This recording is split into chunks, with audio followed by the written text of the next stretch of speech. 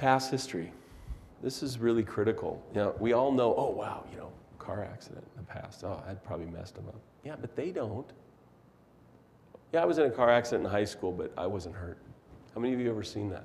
Heard that? So how do you get back, how do you bring that into present time? Who was with you in that car?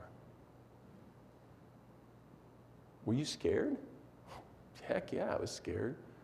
You know, what emotional things could you associate with what happened way back then to make it, to bring that sort of into present time, and then maybe unveil some hidden stuff or forgotten stuff, you know? I'll never forget the guy that put down that he'd not had any car accidents or surgeries. The first month I was in practice, and I insisted he have x-rays, and he fought me tooth and nail. Took full spine films, and I go in, and I'm like, whoa. He's got the wired sternum, and one side looked like, I don't know what, you know, like dish or something, you know, and it was bizarre. And so I go in and I said, hey, first of all, what happened to your ribs? He goes, oh yeah. He was putting gas in his flatbed truck, standing there, you know, and it got out of gear and it rolled. It was a dually. It rolled, hit his foot, and he couldn't get out of the way, and it rolled right over the side of him. He turned his head, and it went off, I guess, this way. Didn't break his shoulder, but broke all the holes. And he had open heart surgery. I forgot about that. Minor point. Establish, the past history is a way to establish, right, the time connection, that they've had an insult for a period of time. And again, bring everything in the past into present time. Present consciousness means you can deal with it relevant to what they came in with and start to connect these dots. Okay? Is this a level of detail that is way beyond what most of you are either doing or were taught at least?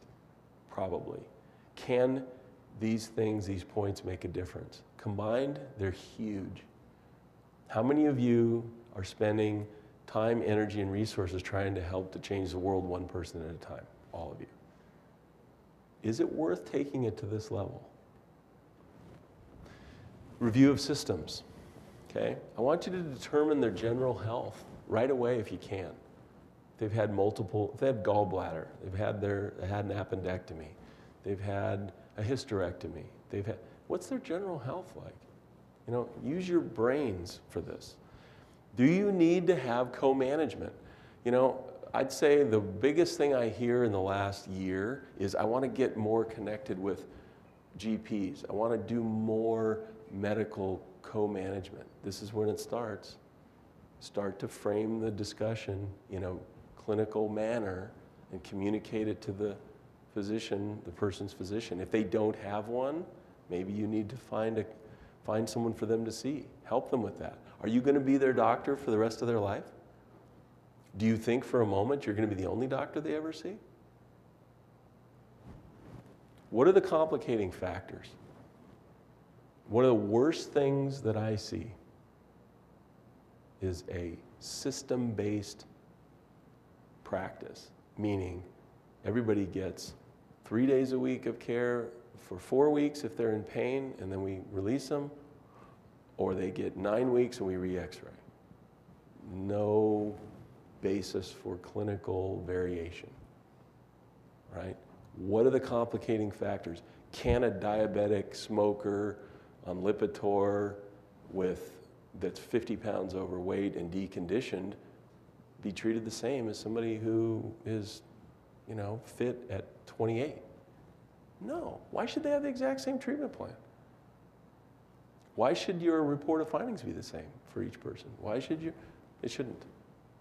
And you know what? Now that I think there's isn't Microsoft, that's a name I've heard before, that's around here. They've got systems in place, computers everywhere, right? They can analyze this stuff any way they want now. And if you're in the insurance game and you're not showing some variation in what you're doing, you're setting yourself up for a real hurt at some point. What contraindications exist? You know, when was the last time you referred somebody out? Okay? What makes your patients smile? Not just are they in pain, but what makes them smile, right? The wonderful thing about our society is that people get excited about everything from stamp collecting to baseball to kayaking to whatever. Who cares what you're interested in? It's what they're interested in.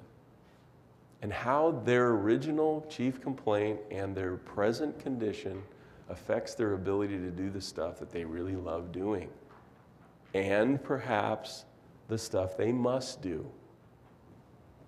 All right, hockey, football, golf, I don't care what it is. Work duties. Pretty important here too. Do any of their specific duties produce abnormal levels of stress and strain? Anything that needs to be modified, at least temporarily. I remember I used to work in the San Francisco Bay Area, right? And I had this marvelous connection with a number of people at Chevron Refinery. And there was a job description called gauge reading or gauge watcher. And for many of them, they stood in this huge control room or sat for 10 hours a day watching these gauges, and nothing ever happens, hopefully, so you don't have to do anything. But some of the gauge watchers had to climb these tanks, and read these gauges way the heck up on the side of this tank. Like there's, 70 feet in the air or whatever. And there's 100 of these tanks or whatever they have to do every shift. So the guy puts, I'm a gauge reader. Oh, okay, so the guy doesn't do much. How does he develop this problem in his knee and his hip and his ankle? I don't get it. He's just sitting around. If you dig a little deeper and find out that, the reason the guy's got this problem is his job is he's climbing these tanks all day long. Explore it. Don't make assumptions, please. Okay, and do they have any habits besides, smoking and drinking and carousing and gambling? And, do they have any habits that may be a significant factor? Or lifestyle stuff, ergonomics. All right. Also, I'd like you to always ask if there's anything else that they'd like to share. There are people that teach you not to ask those questions. Forget that you learned that or you heard that. Please, wouldn't you like to make sure, if you were being extremely polite, going through a Q&A with someone, you finally get to the end, wouldn't you like the opportunity to maybe make sure that everything was addressed? Okay. Is it running the risk that they're going to continue to speak? Perhaps, but here's what I'll tell you happens. If you change your focus about doing a history review, an initial exam, and meeting and so forth, to be more patient-centered, when you get to this point, you've already covered it, right? All right. Document, please, all your initial observations. I want you to when after you've met them and so forth, or if you have the opportunity, if they're walking along, man, it's invaluable to be able to watch. I actually set my adjusting area in the last office I had in the initial exam room and x-ray room at the other end so that I could do that, so that I could get a look kind of at how they came in, how they were met, their body language, all of that. I thought it was invaluable. You might want to try that. And if everybody's on the same page, the team knows when the person's showing up, they know who they are, hi, you must be Mrs. Smith, come right this way, and so forth. And you escort them back, and you've got that opportunity to watch them. It's invaluable. Their hygiene. Are they able to care for themselves? Hopefully, right? How are they using sense to mask something, perhaps? Are they groomed well? Do they care for themselves? Are they beaten down? What's their demeanor? What's their body language? What's their gait? Right? Are they kind of shuffling along and just beat up? Or are they vital and they've got this owie that they need addressed? Start to think this way, please.